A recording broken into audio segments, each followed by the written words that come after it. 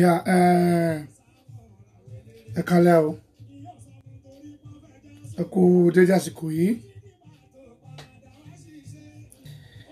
Ya èmi Bíọ́dún náà ni o, Prince Abíọ́dún láti ìlú Germany. Ẹ rí i pé ó ti ṣe díẹ̀ tí mo ti ṣe live video gbẹ̀yìn, ṣùgbọ́n kò ṣe pé bóyá burú kan kò sáàyè ni. Ṣé mo kàn fẹ́ sọ program kékeré kan, fẹ́ sọ̀rọ̀ kékeré kan lẹ́yìn ní mi ò dẹ̀ ní ju bí 30 ìṣẹ́jú lọ. Ẹ jọ̀ọ́ ìwọ tó bá rí program yìí kó bá mi share ẹ̀. Ẹ jọ̀ọ́ nípa ìkẹ́kọ̀ọ́ tó ń ṣẹlẹ̀ lọ́wọ́lọ́wọ́ tí mo rí online pẹ̀lú láàrin Alhaja Salawa Abeni, Mama Waka Queen. Pẹ̀lú mo ti ń gbà wuyewuye láti fi jọ́ mélòó kan, but mi ò kì í fẹ́ máa sọ̀rọ̀ nípa nǹkan tí mi ò bá gbọ́ confirm lórí ẹ̀. But mo try, mo bá mama sọ̀rọ̀ lẹ́nìí. Wa alaikum salam Alhaji Kehinde Oríyọmí, àlùbáríkà yóò máa jẹ́ tiyín o. Bàbá ọgbà bàbá òye mo kì í gan. Àjànàkú Razak mo kí ẹ àdìmí tó ṣùọ. Lónìí kan tí mo ń sọ lọ nípa incident tó ṣẹlẹ̀ láàrin tí mò ń gbọ́ lọ́wọ́ yẹn tí ń pè mí pé kí n sọ lórí ẹ̀. Kàfáyà báwọn ni arẹwà kúrọ̀lẹ́ ẹnì kan ṣe díẹ̀ tí mi ò ti wá sí orí ètò, ṣùgbọ́n ó ṣe díẹ̀ torí ara òmókun dáadáa, ṣùgbọ́n alhamdulilayi àti dúpẹ́ lọ́wọ́ náà. Mo ń gbọ́ program kan tó ń ṣe lẹ́nu ọjọ́ mẹ́ta yìí láti bí ọjọ́ méjì kan sí ọjọ́ mẹ́ta kan táwọn èèyàn ti ń pè mí tẹ́ ń bí mi lórí ẹ̀, lórí ọ̀rọ̀ Alhaja Salawa Abeni pé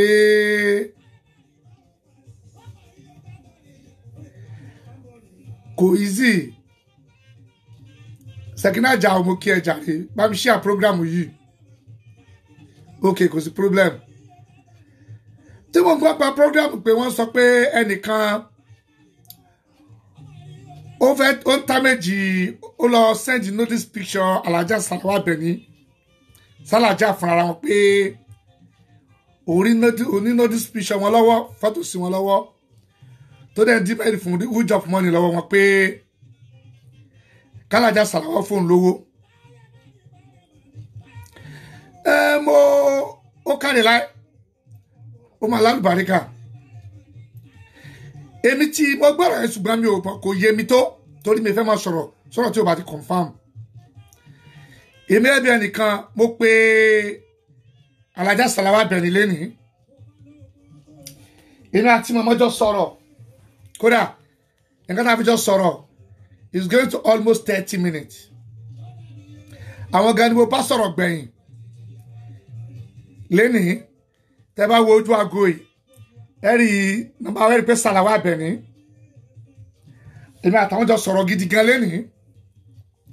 Wọ́n lè ṣàlàyé fún mi bọ́rọ̀ yẹn ṣe jẹ́. Ẹ wo, in short, Alhaja, you will always have my respect. Mo rántí orí kẹta ẹ̀kọ́ wípé you are always champion. Màmá gbà bẹ́ẹ̀, champion yẹn jàre. Ṣé mo tó ṣẹlẹ̀? Ìgbà tẹ́lẹ̀ threat màmá wípé òní notice fọ́tò màmá lọ́wọ́ kí ẹ máa fóun lówó tí wọ́n bá compare òun máa gbé àwọn fọ́tò sì yẹn jáde. Tó fẹ́ máa threat pé orúkọ tó ti build for years, wọ́n believe pé o fẹ́ kí orúkọ yìí kó bàjẹ́. Ó wá send ibi fọ́tò méjì kan sí màmá. Ṣé àwọn ẹgbẹ́ màmá ṣe fúnra wọn? Màmá ní láti send ọmọ fúnra wa kún àfọ́tò náà tó ṣe yẹn tó send sí wọn yẹn. Àwọn á post fọ́tò yẹn fúnra rẹ̀ sórí Instagram. Mama wani kí lọ wò lóòótọ́ mo lọ sórí Instagram mama mo dẹ̀ bá fọ́tò sí ẹ̀ ń bẹ̀. Ṣé rí ìkan tí Alhaja Salawa Abeni ṣe yẹn in short mama prove you pé legend lòun. Mama dẹ̀ tẹ́kì mama dẹ̀ fi chance àbáyíká kalẹ̀ kẹ́nìkan take an advantage lọ́rọ̀ ẹ̀. Mama ní láti pé mama wá post photo sí yẹn bí méjì sórí Instagram wọn fúnra wọn. Inú mi wá dùn gbà tí mo rẹ̀ ká tí mo máa posting pé so mo like ọ̀nà tí wọ́n máa gbé ṣe ara ẹ̀gbà yẹn. Kí ló dé tí àwọn Yorùbá àwọn ọmọ Nàìjíríà kí ló ti pé ẹ bá sẹ́sẹ̀ pé mo máa ń bínú Nàìjíríà pé kìíní kan kí ló dé tẹ̀wé sí pé ẹni tó rúkọ ẹ bá ti ga òun lè máa wá kẹ́ gbé wá ṣubú. Èmi ní sọ fọ́nà jà lẹ́nìí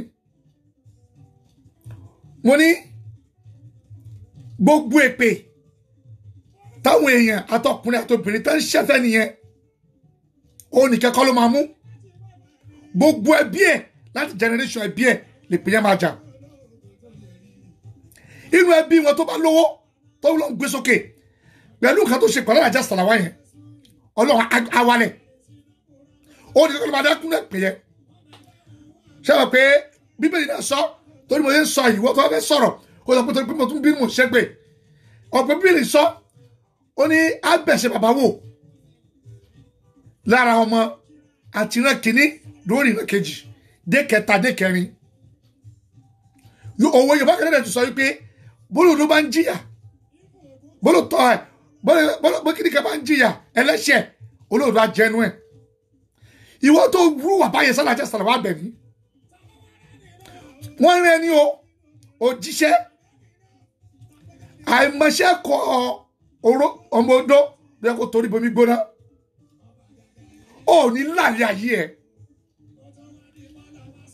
ò ní rí ṣe nílé ayé ẹ̀ gbogbo ẹbí ẹ̀ tó wù tó wà lókè pẹ̀lú kan tó dẹ́ pẹ̀lú Alhaja Salawa yẹn gbogbo awalẹ̀ ọlọ́wọ́ wọ lásìkò tá a wà yìí àwọn ọlọ́gba àwọn ẹnu tó ń ṣépè fún ẹ yóò tó ṣe kíndé pẹ̀lú mọ̀mọ́ yẹn èpè ya mú ẹ òní dájẹ́ ibikíbi tó bá wù kó ti wá kí ló dé torí pé o fẹ́ gbowó o dẹ̀ rí onínọ́dí fọ́tò yẹn lọ́wọ́ o wà lọ sẹ́ǹdì ẹ̀ sórí pójú tì ẹ́ ìyá yẹn ti nà ẹ́ pa náà kọjá kó fi mọ̀ pé owó ò bẹ̀rù o tún wá ń sọ ẹjọ ẹ̀yin èèyàn ẹ jẹ́ kí ẹ wo mẹ́sẹ̀jì yẹn rèé màmá kà fún yín sẹ́ màmá gbọ́ kẹ gbọ́ nǹkan tí olórí burúkú yẹn tó ń ṣáàtì pẹ̀lú Alhaja Salawa Abeni.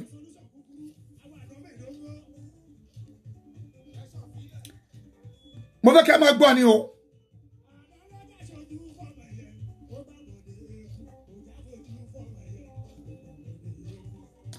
Mo fẹ́ ka mẹ́sẹ̀jì yẹn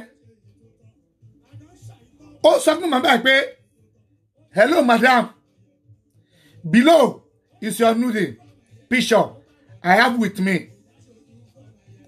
I still have more pictures with me. It won't be good if the popularly know Alhaja Salawa Abeni nude picture is trending on social media. Mama wa dá lóhùn. Ó tún wá fún mama lésì pé inú lẹ́yìn pé message me when you online so we can negotiate. If you want more picture, ask me. Once you make payment, I will take a video of me body the picture and send it to you. Are you check the picture? Or should I send it? Should I send you more? Somewhere I have decided to keep it safe with me. You need to reply me. So I can send you the hard copy of the picture. Or do you want the picture to go viral? Mama ló rent fún báyẹn o. Mama ò dá lóhùn. Ó continue. Alájà. Are you amazing? I live in Osun State. I'm Jassy by name. Olórí burúkú yóò lè dárúkọ yín tán. Jassy. Jassy epo àbí Jassy ẹyẹ. Ó ṣe dárúkọ ẹ. I live in Osun State. I'm Jassy by name. I found the picture somewhere and I've decided to keep it safe with me. You need to reply me so I can send you the hard copy of the picture. Or do you want the picture to go viral? 48 hours. If you don't compare, we go viral. Mama only compare. Mama ti gbé photo ẹ fúnra rẹ̀. All the posts gbé, all the send us viral. Mama ti send you fúnra rẹ̀ viral. Show me pé ẹnu ẹbí yín ẹ lu. Ẹ dẹ̀ lórúkọ bẹ́ẹ̀. Jassy àbí kí ló porúkọ ẹ. Show ẹni tó rẹ̀ níṣẹ́ yẹn. Àti wọ́ tẹ́rẹ́ àtẹni tó rẹ̀. Ẹ tún ṣe oríire ní ayé yín mọ́. Àtẹni tó rẹ̀ àtẹni tó rẹ̀. Ẹ tún ṣe oríire nílé ayé yín mọ́. Torí ìgbà tó fi lè mú ẹ tó decide láti tá méjì màmá yẹn. Ọlọ́run máa bá ní gbogbo orí ẹbí yín látorí àgbàrá gboyin dé sálẹ̀. Pátápátá ló máa bá yé ẹ̀jẹ̀. Màmá ti bá mi sọ̀rọ̀. Màmá ò ní òkè tó fún ẹ. Lọ wáṣẹ́ kò ṣe. Ìwọ fúnra rẹ̀ mo bẹ Ọlọ́run. Kóṣù ìtọ́jú tó ń bọ̀ tó parí nínú ọdún yìí. Kidnap ẹ o. Wọ́n á kidnap ẹ. Wọ́n dẹ̀ demand owó táwọn ẹbí ẹ tó dé ìdílé àkúṣẹ̀rù ti jáde. Owó tẹ́ bí ò nílé rí ni wọ́n làwọn kidnapper demand lọ́wọ́ ẹbí ẹ. Mi ọ̀rọ̀ yóò kì í dùn yẹn náà. Tẹ́bọ̀ tó wúlò ẹbí wa kúkú ìbọn lọ́la. Tẹ́bọ̀ yìnbọn pa ẹ́ dànù. Tó bá lọ pé kọ́ yìnbọn pọ̀tá ẹ̀. Bẹ́ẹ̀ ni pé mo tún pa ẹ lẹ́ni. Irú ẹ̀gọ́ deserve kó ní ìfàyè. Ó yẹ kó yìnbọn pọ̀tá ẹ̀ ni. Wọ́n yìnbọn fún ẹ kó kú dànù. Tẹ́bọ̀ yìnbọn pa ẹ́ sí. Àwọn kan wọ́n wà máa bí wọ́n máa tara ìtara ọmọ. Àmì yẹn ti yìnbọn pátá gbé ṣẹ́wọ́ wọn òun ló jẹ́ kó pa wọ́n dànù. Wọ́n pa ẹ́ o. Bí wọn yìnbọn pa ẹ́ mọ́tò pa ẹ́. Pẹ̀lú kan tó ṣe fún màmá yẹn. Ókè o. Kí ló tún kù Jassy ọ̀gbẹ́ni Jassy? Kí ló tún kù tó ṣe? Àtúnretí kò gbé fọ́tò mi jáde. Ó ní kankan láwọn mọ́. Ọlọ́yà mọ̀mọ́ ní màmá lọ́sibítù gbàtàrẹ òyà. Tí màmá sùn adẹ́lẹ́ni. Ó yọ lọ kí àwọn ẹbí ẹ̀ka lọ́sibítù. Ó wá rádùn àtẹ́jì kọjá wọ́ọ̀dù Alájà Sàláwá. Ó fi fóònù ẹ̀ yá. Ṣé náà ní sọ́tọ̀ nìyẹn?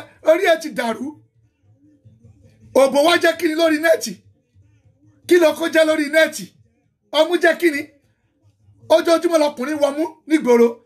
Nọ́ọ̀dì fíjà wá jẹ́ kíni? Nudis bishop. Àwọn ọmọbìnrin síga tó wà lẹ́kọ̀ọ́ orí wọn yàdí tó wà lọ́sùn tó ní wà. Tó pé wọn orí ọmú wọn nìkan lákìrí. Ìyẹn jẹ́ kíni? Ó wá ní kí ìyá kówó wá. Ìyá ọ̀lọ́wọ́ tó kò fún ẹ. Ojú ni tiẹ̀. Èmi ṣàlẹ̀ jẹ́ tó bá ní fọ́tò míì. Tó wọ́ sí dùn tó sẹ́ndì sí màmá. Tí màmá ti sẹ́ndì síta fún ara wọn. Tẹ́mi gẹ́gẹ́ ni lọ́wọ́ bíbá gbé jáde kárí. Ó ò lè rí. Tó wá gbọ́ ní tó wọ́ sí dùn lé lọ ni. Ó ló máa gbé jáde. Ó ló máa sẹ́ndì sí màmá. Bẹ́ẹ̀ àṣírí ẹ tú. Ó ní mi. Màmá fúnra ẹ ti prove ara ẹ. Ó ti gbé nǹkan jáde sí social media. Ó ti gbé sí Instagram pé kó o tó ṣọ́ ti bẹ́ẹ̀ ṣe. Ẹ̀yin èèyàn bó lè ṣe burú náà. Ẹ wo ìyá oníyà tó wà lọ́sibítù tààrẹ òyà. Ó dẹ̀ lọ bóyá lọ síbítù ó lọ kẹ́ nìkan. Ó dẹ̀ rí. Ó dẹ̀ lọ fi fọ́tò snap ẹ̀. Ẹ wo fọ́tò tó lórí burúkú. Tó torí ẹ̀ bẹ̀rẹ̀ wọn láwọn màmá.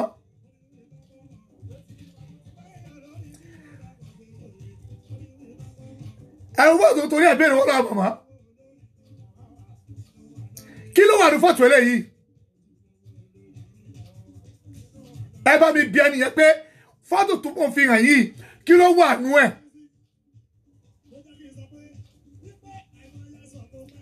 olórí burúkú ẹ̀dá kan pọ̀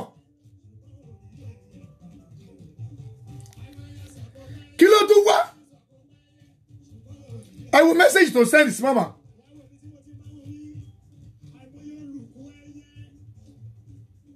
ẹ wo tó ní send message sí mama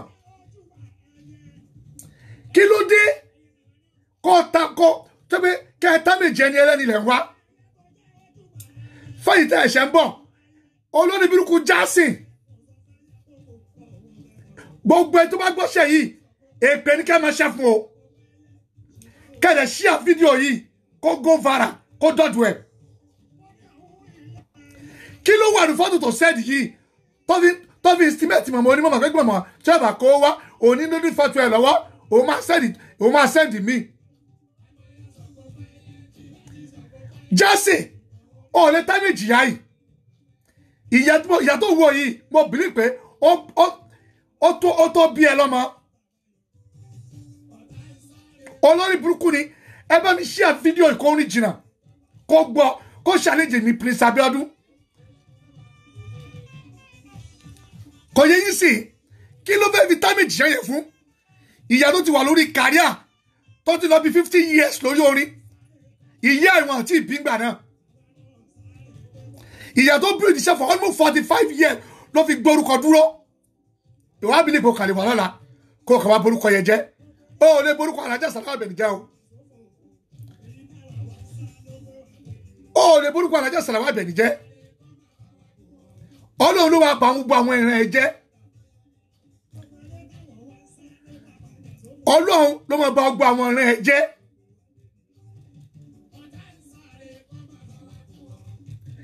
mi ò ní sọ jù bẹ́ẹ̀ lọ ẹ bá ń sẹ́ẹ̀dì fídíò kó go viral ẹ sẹ́ẹ̀dì fídíò mi kó go viral Sàláwà Àbẹ̀ní ò kì í ṣe ẹni tó wà rí fín Alájà Sàláwà ò kì í ṣe ẹni tó máa bà lórúkọ jẹ́ màmá ti bá mi sọ̀rọ̀ kódà ìgbà tí mo ṣe fún ẹ yìí èmi màá bẹ́ẹ̀ fà níbi wípé ìwọ fúnra rẹ àjọ ti bá gbọ́ bìtúọ̀ rẹ kí n tó tú ọ kí n tó dúró ṣe oníwèrè níyí ni ẹ̀yin tẹ́ kìíní kan gidi lẹ́bi yín ẹ̀ kìíní kan rẹ̀ ṣe lé yín Ọlọ́run ẹ̀ pa agbo ẹbí ẹ̀ jẹ́ ni tó o bá tún ní fọ́tò mi tójú yẹn lọ ṣé orílẹ̀ yìí kì í ṣe nude picture o àṣìírè bó tẹ̀lé kó ní òòrùn mọ́ lọ́dún ọmọ tí wọ́n ò ní ó ṣe sẹ́ẹ̀dì yẹn káwò wèrè ó fẹ́ fi gbowó ebi apá ẹ títí wàá fi kú ni.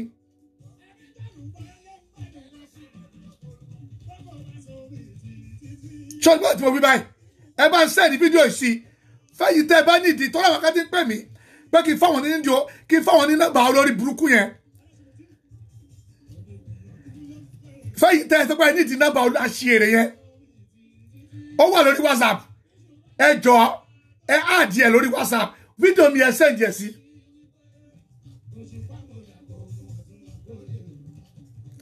fídíò yìí ẹ áàdì ẹ lórí ẹ sẹ́ǹdì ẹ sí kó pọ̀ kẹjọ pé Prince Abiodun ní Germany ló ń fún lẹ́sì ẹ bá mi sẹ́ǹdì ẹ sí náà bẹ̀rẹ̀ lórí WhatsApp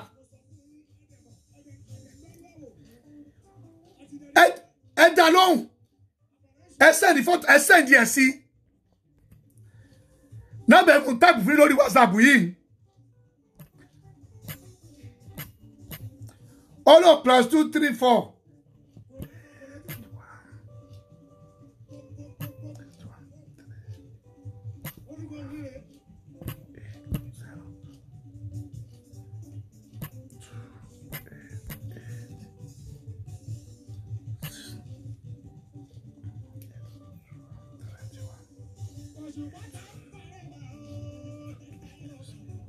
yeah nọ́mbà ni mo send yẹn but fídíò mi ẹ bá mi send sí lórí WhatsApp ẹni Prince Abiodun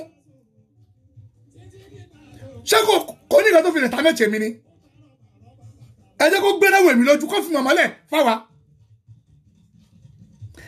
WhatsApp number ẹ̀ nìyẹn ẹ̀rọ ẹ̀jẹ̀ kí n máa sẹ́ẹ̀dì fídíò yẹn sí ó máa gbà lọ́dọ̀ tèmi fúnra mi olórí burúkú ẹ̀dá ó ní ṣe oríire ní ayé ẹ̀ mọ́ màmá ti nà ẹ́ pa o fọ́tò yẹn ti wà ń ta fúnra ẹ̀ orúkọ náà ti bà tiẹ̀ jẹ́ bó ṣe pínyẹ̀ kan ló rẹ̀ ẹ̀ẹ́jọ́ ní ṣe oríire bóyá jẹ́ nìyẹn mi ò ní sọ jù yẹn lọ ẹjọ́ bó ti pínyẹ̀ ṣe jẹ́ nìyẹn màá end fídíò ń sìn mo wá fẹ́ sọ̀rọ̀ pati tiwa nípa ti orílẹ̀-èdè Nàìjíríà wa 5 minutes time péré ẹ pàdé mi ibà ìpadà ká wá sọ̀rọ̀ lórí ti Nàìjíríà tiwa àti lórí ti coronavirus tó ń lọ lọ́wọ́ ẹ ṣe gan ẹ jọ ẹ bá ń fọ́tò yìí 5 minutes ẹ pàdé mi padà ká sọ̀rọ̀ lórí coronavirus tó ń lọ lọ́gbàáyé àti lórílẹ̀-èdè Nàìjíríà tiwa lọ́wọ́ báyìí ẹ ṣe.